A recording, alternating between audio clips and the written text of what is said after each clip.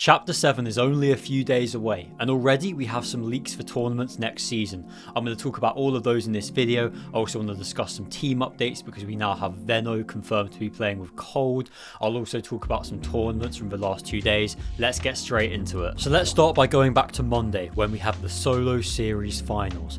Now this isn't the same solo series as last season where it was 100 players in the set lobby finals and Teeny ended up winning that tournament.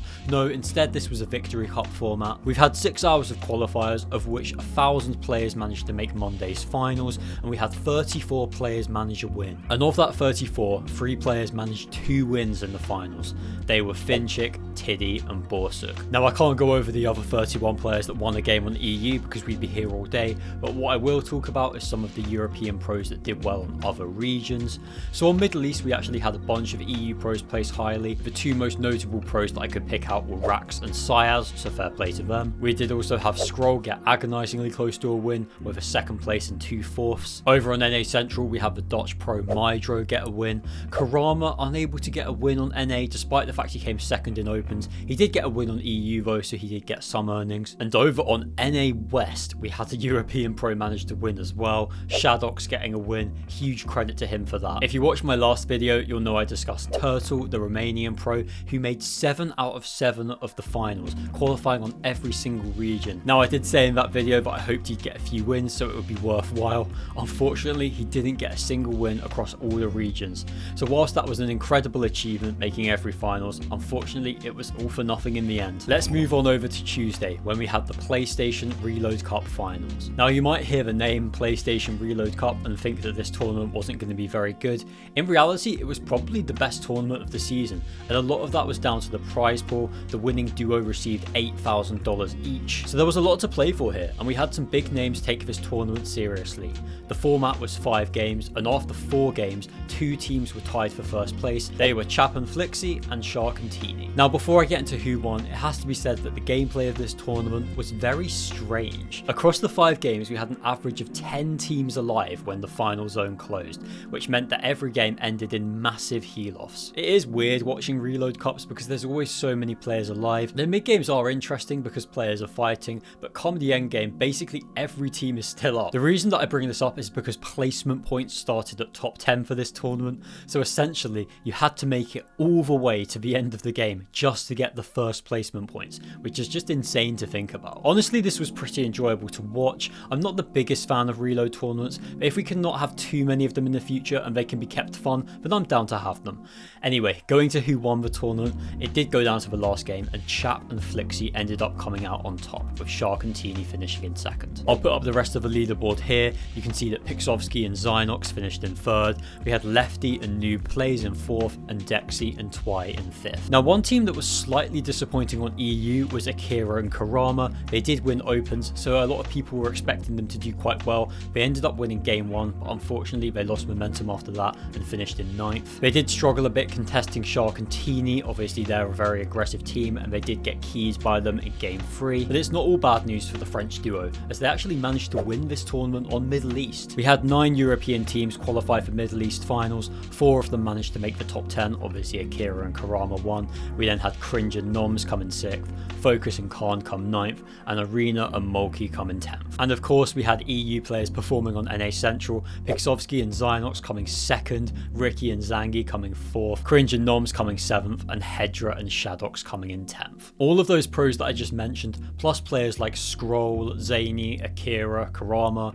Velo and King Cringe, these are players that consistently do well on high ping. They clearly work hard, they clearly put in the time. I think these are the players to look out for in 2026. We did have one EU team qualify on NA West, that was King Cringe and Velo, but they only played 3 games of the finals and came last. Syaz and Scary Sean were 1 point off qualifying for the finals. Now before I get into the Chapter 7 tournament leaks, let's discuss some team updates. The biggest one obviously being that Veno is confirmed to be playing with Cold. He will be moving to NA Central for the new chapter.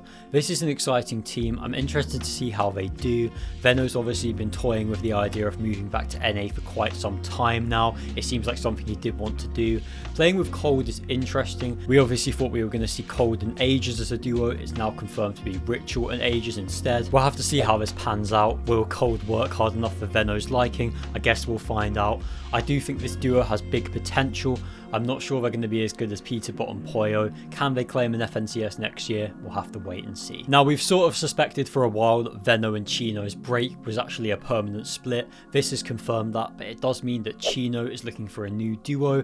He's currently been playing with Pablo Wingu. Maybe they could stick into the new chapter. Frodoxy is currently planning on playing with Pablo. They've been on the break for this season. It's not clear whether they're going to get back together. From what I understand, that is the plan, but we'll have to wait and see how this all pans out. We also had another EU duo get confirmed for next season. Thomas HD and Focus will be playing together in Chapter 7. They have been trying out lately. Wasn't 100% sure if it was going to be a real duo, but yes, they are going to be sticking. Right, now let's get into some of the Chapter 7 leagues. And before we even talk about the tournaments, we do have news regarding whether NA East will be coming back as a region. It does seem that it won't be coming back. We are still going to have NA Central and NA West for next year.